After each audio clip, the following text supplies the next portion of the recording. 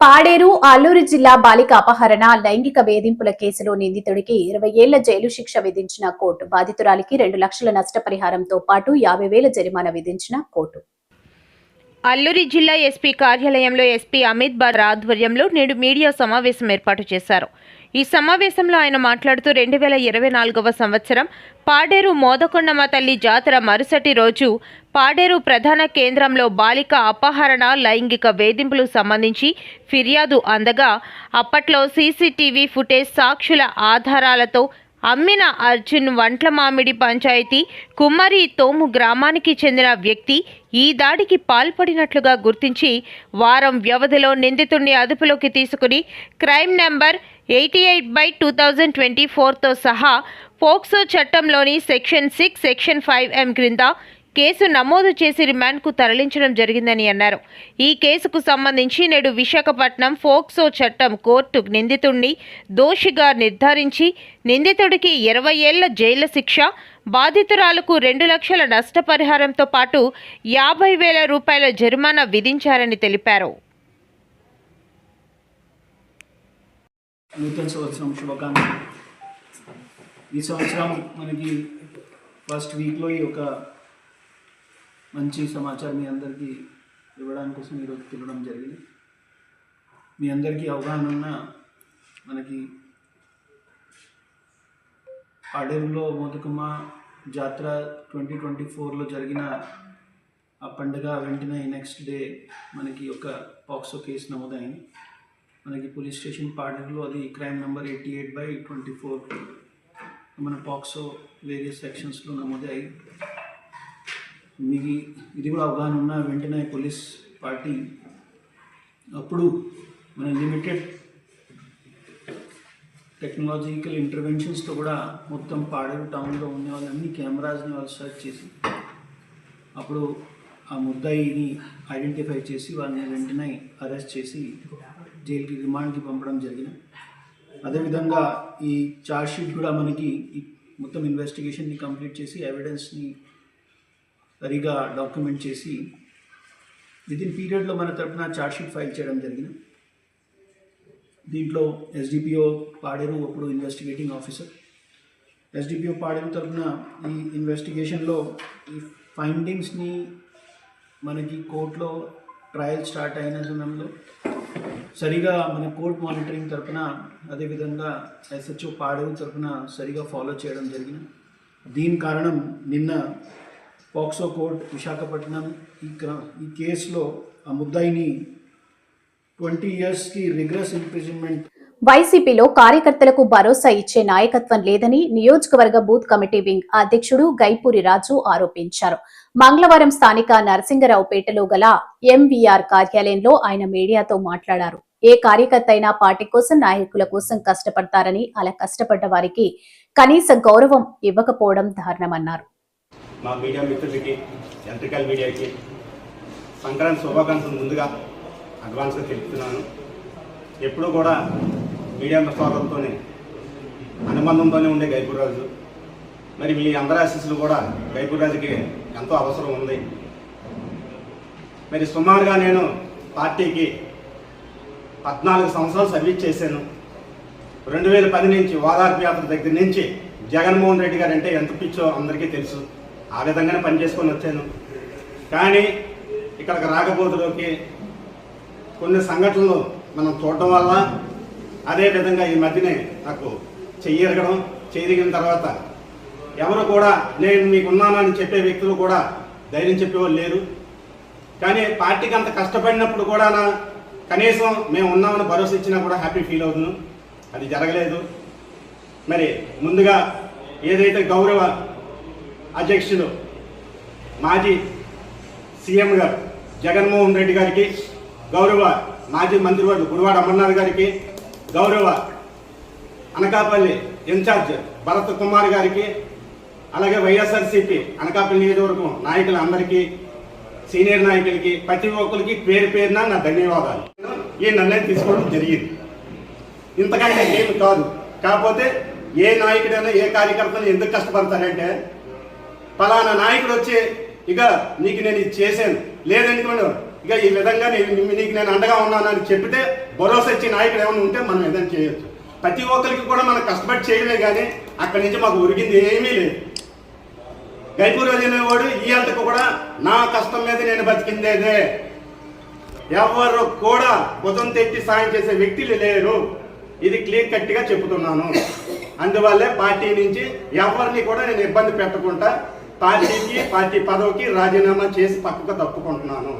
అలాగే నా ఓపిక ఉన్నంత వరకు, నా ఊపిరి ఉన్నంత వరకు ఎంఈఆర్ గారి వెంటే ఉంటాను, ఎంఈఆర్ గారి ముందునే నడిపిస్తాను. బలమైన నాయకత్వం ఉంది కానీ ఆ నాయకత్వం నడిపించే నాయకత్వం బాగోక గైపూరాజు అనేవాడు ఈవేళ పార్టీ విడిచి తప్పుకుంటున్నాను. కేవలం నాయకత్వం మారాలి అనే దీని మీదే మారుతున్నాను. పట్నంలో అది కూడా పట్నంలో నాయకత్వం బాగోక బలమైన నాయకులు అయితే ఉన్నారు, అది కొంచెం మార్చుకుంటే బాగుంటుంది. వేరే ఉద్దేశం ఏమి కాదు. కానీ ఈరోజు భోగాపురం అంతర్జాతీయ విమానాశ్రయం పూర్తిగా జగన్ విజన్ ఫలితమని, ఈ ప్రాజెక్ట్ క్రెడిట్ ను దొంగిలించేందుకు టీడీపీ చేస్తున్న ప్రయత్నాలు సిగ్గుచేటని భీమిలి నియోజకవర్గ సమన్వయకర్త మజ్జి శ్రీనివాసరావు తీవ్రంగా విమర్శించారు. మంగళవారం ధర్మపురిలోని తన క్యాంప్ కార్యాలయంలో నిర్వహించిన పత్రికా సమావేశంలో ఆయన మాట్లాడారు. ఎందుకంటే ఈ కార్యక్రమం ఈ ప్రాంతం అభివృద్ధి చెందాలి, ఉత్తరాంధ్ర ప్రాంతాన్ని పాలించిన పాలకులు ఈ ప్రాంతాన్ని వెనుకబాటుతనంగానే చూపారు తప్ప ఈ ప్రాంత అభివృద్ధికి చిత్తశుద్ధితో ఈ ప్రాంతం అభివృద్ధి చెందాలి అనే ఒక ఆలోచనతో ముఖ్యంగా విజయనగరం జిల్లాలో భోగాపురం ప్రాంతంలో విమానాశ్రయాన్ని వారు చేసిన కార్యక్రమం మీ ద్వారా ఈ ప్రాంత ప్రజలందరికీ తెలియజేయాలనే ఉద్దేశంతోనే ఈరోజు ఈ పత్రికా సమావేశం ఏర్పాటు చేశాం. అందుకే దీని ద్వారా 4వ తారీఖున జరిగిన ఏదైతే ఫ్లైట్ వాలిడేషన్ ప్రోగ్రాం సక్సెస్ఫుల్గా దిగ్విజయంగా జరిపినందుకు మరొకసారి మా అధ్యక్షుడు మాజీ ముఖ్యమంత్రి జగన్మోహన్ రెడ్డి గారికి, అలాగే దాన్ని నిర్మించిన ఈ ప్రాంతవాసి ముఖ్యంగా విజయనగరం జిల్లావాసి ఉత్తరాంధ్ర వాసి అయినటువంటి గ్రంథి మల్లికార్జునరావు గారు వారికి వారి సంస్థకి, అలాగే దీన్ని నిర్మాణాన్ని తలపెట్టిన వారు ఎవరికైతే వారి బాధ్యతలు అప్పచెప్పారు ఎల్ఎండి సంస్థ వారికి మీ ద్వారా ఈ ప్రజల తరపున ఈ మీడియా ద్వారా వారికి ప్రత్యేకంగా వారందరికీ కూడా కొత్తగా ధన్యవాదాలు తెలియజేస్తా ఉన్నా. అయితే ఈ 4వ తారీఖు కార్యక్రమం అయిన వెంటనే ఎప్పటిలాగానే అధికార పార్టీ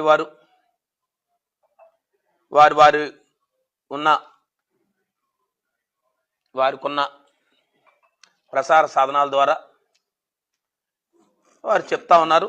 అనేక మాటలు ఆరోపణలు కూడా ఈ 5వ తారీఖు మొన్నటి రోజున ఈ కార్యక్రమం జరిగింది. మరి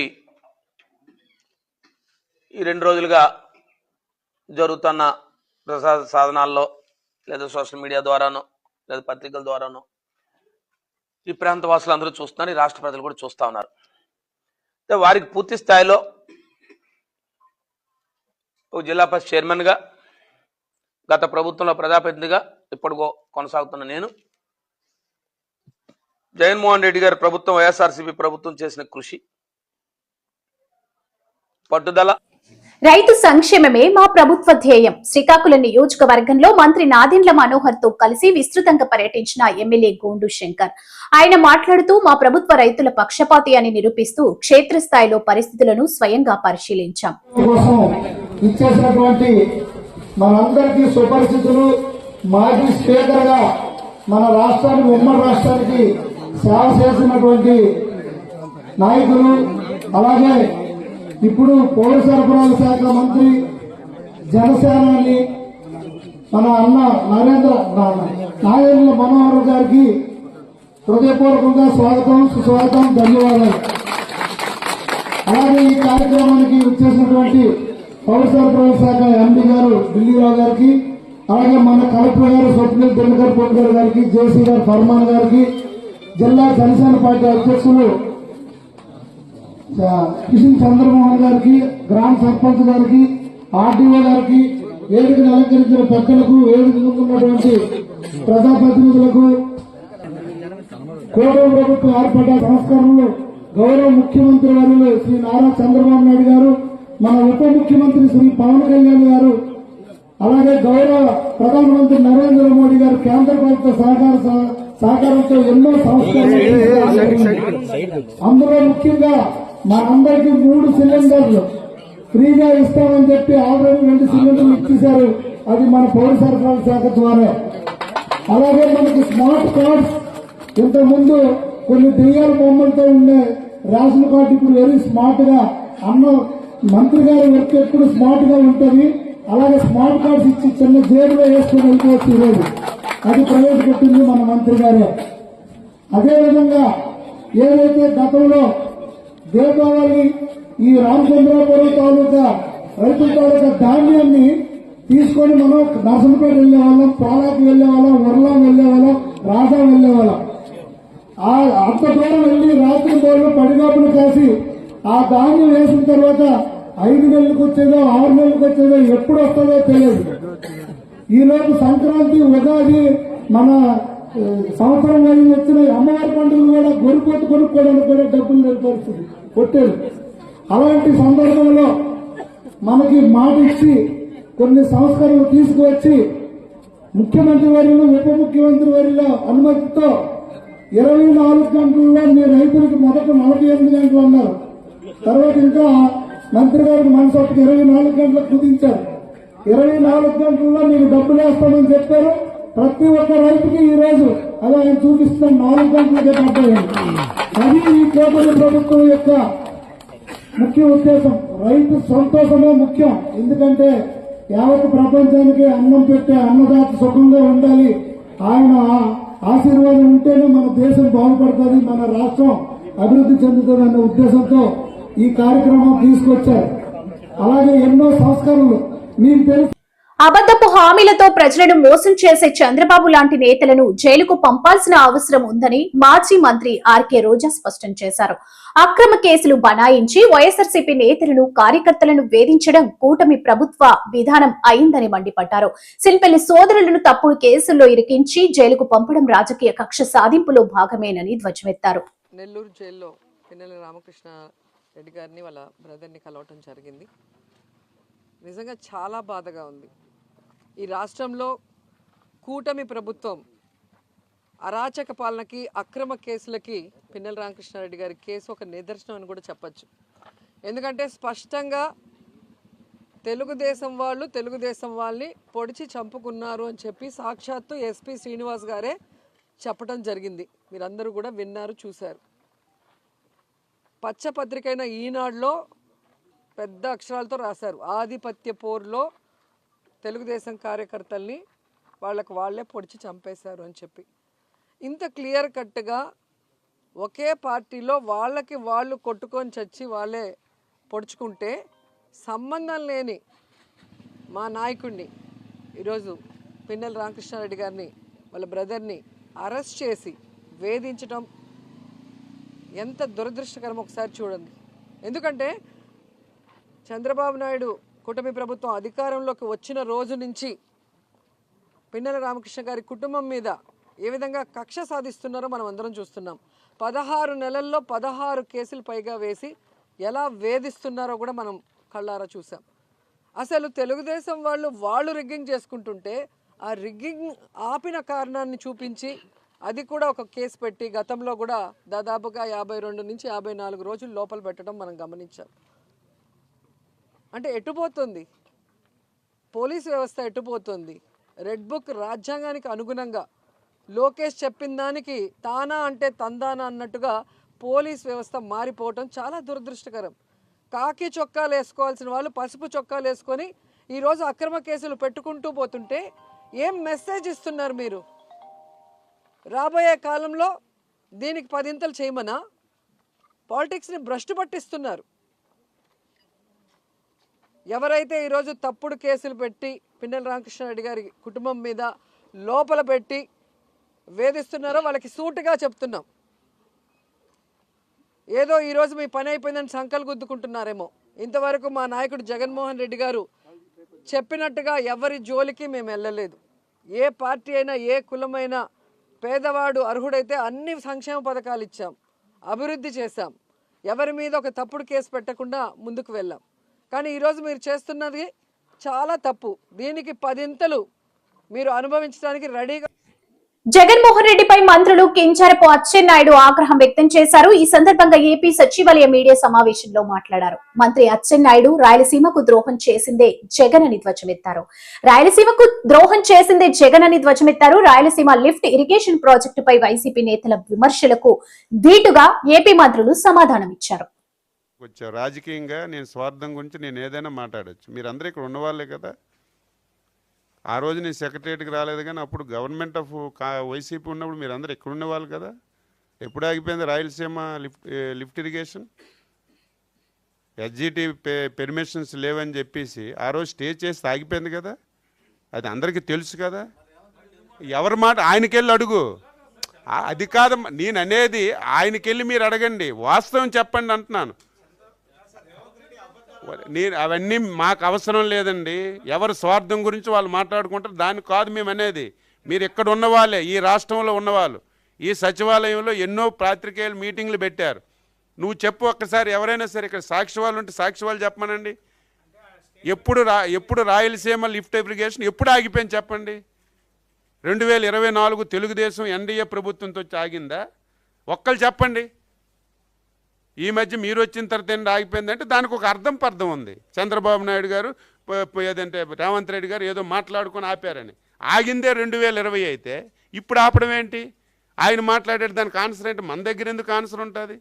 వాస్తవాలు మనం నా స్వార్థం గురించి, నా రాజకీయ స్వార్థం గురించి, నా వ్యక్తిగత స్వార్థం, నా ప్రలోభం నేను మాట్లాడినా సరే వాస్తవాలు దాయలేం కదా. ఎవరైనా వాస్తవాలు దాయగలమా? నువ్వు చెప్పు. మీరెంత గట్టిగా మాట్లాడుతున్నారు అచ్చెన్నాయుడు గారు. ఇది 2024లో ఎన్డీఏ ప్రభుత్వం వచ్చిన తర్వాత ఆగిపోయిందని ఒక ప్రూఫ్ చూపించు. ఆగిన దాని స్టార్ట్ చేస్తారా? అప్పుడు కూడా చెప్పాం, చేసింది తక్కువ, ప్రచారం ఎక్కువ. ఏమి పెర్మిషన్స్ లేకుండా నేనేదో రాయలసీమ వాసిని, మొత్తం నీరంతా రోజు తీసుకెళ్ళిపోతాను, నేను ఏదో మంచి లిఫ్ట్ ఇరిగేషన్ అడావుడి చేస్తే ఆ రోజు ఉన్నటువంటి ప్రభుత్వాలు ఎన్జిటికి వెళ్ళి స్టే వచ్చింది. అది వాస్తవం. రిపోర్ట్ కూడా మీకు ఇచ్చాం అందరికీ. అది వచ్చిన తర్వాత ఆడికి వచ్చిన ఇవ్వాల్సింది పోయి దాన్ని చూసి రాజకీయం సిగ్గు లేకుండా మాట్లాడాలి కదా. అది ఎప్పుడైతే తెలంగాణ అసెంబ్లీ వచ్చిందో అరగంట నుంచి అందరూ బయటకు వచ్చేసారు. ఇదేదో చంద్రబాబు నాయుడు రాయలసీమకు అన్యాయం చేశాడు, రాయలసీమ వాసి ఈ ప్రాజెక్ట్ ఆపేశాడని వాళ్ళు చెప్పడం, మీరు రాయడం, ఒక క్వశ్చన్ వేయాలి కదా మీరు. ఏపీ తెలంగాణ రాష్ట్రాల జల వివాదంపై ఏపీ బీజేపీ అధ్యక్షుడు మాధవ్ కీలక వ్యాఖ్యలు చేశారు. ఏసీపీకి రావాల్సిన వాటాలో నష్టం జరుగుతుందని మాధవ్ స్పష్టం చేశారు. మన నీటి వాటా మన హక్కు అనే నీటి కోసం రాష్ట్ర ప్రభుత్వం రాజీలేని పోరాటం చేయాలన్నారు. ఎంత తవ్వుతున్నారు, ఎందుకు తవ్వుతున్నారు తెలియకుండా తవ్వటం, మరీ ముఖ్యంగా వ్యవసాయం జరుగుతున్న సందర్భంలో వ్యవసాయ కూలీలు దొరకని ఒక దుర్భోగ్య పరిస్థితి, వ్యవసాయం కుంటుపడడానికి ఇది కూడా ముఖ్యమైన కారణంగా భావించడం. అలాగే విపరీతమైన అవినీతి, ఎక్కడా లేని విధంగా ఫెసిలిటేటర్స్ కానీ ఈ యొక్క ఉపాధి హామీ పండే వర్కర్స్ యొక్క సంబంధించింది. అలాగే రాజకీయ ప్రమేయం కూడా పెద్ద ఎత్తున పెరగటం. ఏ రాజకీయ పార్టీ అధికారులు ఉంటే వాళ్ళకి సంబంధించిన వాళ్ళు పెట్టుకోవటం, వాళ్ళు రికార్డులో ఉంటారు, పనికి రారు, పనికి వచ్చినా కూడా ఎక్కువ ఏదైతే నిర్దేశిత సమయంలో పనిచేయరు. ఆ విధంగా పని చేయకుండా జీతం వెళ్ళిపోవటం, పని కాకుండా పని అయిపోయిందని చెప్పటం, అలాగే లబ్ధి పొందకపోయినా లబ్ధి పొందారు అని చెప్పటం. ఆ విధంగా దేశవ్యాప్తంగా అనేక రకాల ఏవైతే సర్వేలు ఉన్నాయో అన్నీ కూడా చెప్పడం జరిగింది. దీన్ని మౌలిక మార్పు చేయాలని ఒక ప్రయత్నం చేయడం జరిగింది. దాంట్లో భాగంగానే ప్రీతమ ప్రధాని నరేంద్ర మోడీ గారు, అలాగే మా యొక్క వ్యవసాయ శాఖ మంత్రి శ్రీ శివరాజ్ సింగ్ చౌహాన్ గారు, ఆయన రూరల్ డెవలప్మెంట్ కూడా గ్రామీణాభివృద్ధి మంత్రి కూడా, అందరూ కలిసి ఆలోచన చేసి ఒక సంవత్సరం పాటు దీనికి ముఖ్యంగా 3-4 డిమాండ్లు ఉన్నాయి. ప్రతి గ్రామంలో అనేక రకాల మౌలిక సదుపాయాలు చేస్తున్నారు. ఇవాళ రోడ్లు వేస్తున్నారు, అనేక చోట్ల హౌసింగ్ నిర్మాణం చేస్తున్నారు, అలాగే వ్యవసాయం కూడా చేస్తున్నారు. వీటన్నిటికీ కూడా కూలీలు దొరకని ఒక పరిస్థితి ఏర్పడింది కనుక ఈ పనికి ఆహార పథకానికి దానికి అనుసంధానం చేసే విధంగా ఉపాధి మరింత కల్పన చేసే విధంగా ఆలోచన చేయాలి అనే ఒక ఆలోచనలో భాగంగా మొన్న జరిగిన పార్లమెంట్లో చివరి రోజు ఈ యొక్క పథకంని ప్రవేశపెట్టడం, దానిపైన డిస్కషన్ చేయడం, ఆమోదించడం జరిగింది. ఇవాళ ఒక నూతన శకం ప్రారంభమైంది. వికసిత భారతం 2047 కల్లా పూర్తయ్యే విధంగా ఈరోజు చంద్రబాబు నాయుడు చీకటి ఒప్పందాల ద్వారా రాయలసీమ ఎత్తిపోతల పథకాన్ని తెలంగాణకు తాకట్టు పెట్టారని వైఎస్ఆర్సీపీ నంది కొట్కూరు నియోజకవర్గ సమన్వయకర్త డాక్టర్ సుధీర్ దారా తీవ్రంగా విమర్శించారు. నంద్యాల జిల్లా పోతిరెడ్డిపాడు వద్ద రాయలసీమ ఎత్తిపోతల పథకాన్ని రాయలసీమ జిల్లాల వైఎస్ఆర్సీపీ ఎమ్మెల్సీలు, మాజీ ఎమ్మెల్యేలు పరిశీలించారు. కూడా ఈ రాష్ట్రంలో ఉండే అందరు రైతులకు అందరికి కూడా ప్రతి ఒక్కరికి కూడా నీళ్లు పారడానికి మేము ఫైట్ చేస్తున్నాం తప్ప ఇంకొక ప్రాంతాన్ని దృష్టిలో పెట్టుకోవడం కానే కాదు. ఏదైతే వెనుకబడిన ప్రాంతాలు ఉన్నాయో, ఎక్కడైతే వాళ్ళకు వాటర్ అవసరమో అటువంటి వాళ్ళకు ఫస్ట్ ప్రియారిటీ ఇవ్వాలనేదే మా ఉద్దేశం. అందుకే మనం ఈ పథకాలన్నీ కూడా ఏదైతే ప్రాజెక్టు శాంక్షన్ చేస్తున్నారో అవన్నీ కూడా చేయడానికి మేమందరం కూడా మా నాయకుడు జగన్మోహన్ రెడ్డి గారు చేసిన ప్రయత్నానికి మేమందరం కూడా సపోర్ట్ చేయాలనే ఉద్దేశంతోనే చేయడం జరుగుతుంది. మన దురదృష్టం 2024లో ఓడిపోవడం ఒక విధంగా ఈ ప్రాంతానికి, ఈ రాష్ట్రానికి అయితే కూడా ఇరిగేషన్ ప్రాజెక్టు అన్నీ కూడా అన్యాయం జరిగే పరిస్థితి. చంద్రబాబు నాయుడు మనలందరినీ కూడా ద్రోహం చేసే పరిస్థితులు ఉన్నారు కాబట్టి ఈ రాష్ట్ర ప్రజలందరూ కూడా తెలుసుకోవాలని విజ్ఞప్తి చేస్తున్నాం. దివంగత నేత రాజశేఖర రెడ్డి గారు ఉన్నప్పుడు మొత్తం ఆయన అన్ని ప్రాంతాలను సమానం చూసే విధంగా అన్ని ప్రాంతాలకు కూడా ప్రాజెక్టులు శాంక్షన్ చేసిన ఘనత దివంగత నేత రాజశేఖర రెడ్డి గారు. కానీ మన దురదృష్టం వచ్చినటువంటి నాయకులకు, పాత్రికేయ మిత్రులకు అందరికీ కూడా పేరు పేరున ధన్యవాదాలు తెలియజేస్తా ఉన్నాను. ఈరోజు జగన్మోహన్ రెడ్డి గారు రాయలసీమ ప్రాంతంలో ఉండేటువంటి వెనుకబడినటువంటి ప్రాంతాలు కరువు కాటకాల బారి నుండి బయటపడగొట్టాలి, వీళ్ళందరికీ శాశ్వత పరిష్కారం చూపించాలి, ఏదైతే ఆంధ్రాకు రావాల్సినటువంటి వాటాలను ఎటువంటి పర్మిషన్ లేకుండా పాలమూరు రంగారెడ్డి కానీ, డిండి కానీ, అధ్యక్షులు రంభూపాలన్నకు, అట్లాగే సోదర జిల్లా పక్కన కర్నూలు మా ఎస్సీ మోహన్ రెడ్డి గారికి, అట్లాగే వైఎస్ఆర్ కాంగ్రెస్ పార్టీ ఉమ్మడి జిల్లా వాళ్ళకి నేను ధన్యవాదాలు తెలియజేస్తా ఉన్నాను. ఈ సందర్భంగా ఒకే ఒక మాట చెప్పాలనుకుంటా ఉన్నాను. చంద్రబాబు నాయుడు గారి నాయకత్వంలో ఉన్న ఈ ప్రభుత్వం, అట్లాగే చంద్రబాబు నాయుడు తరఫున ఒకల్తాపుచ్చుకొని మాట్లాడే అనేక మంది సైడ్ యాక్టర్లు, వీళ్ళందరూ ఒక్కసారి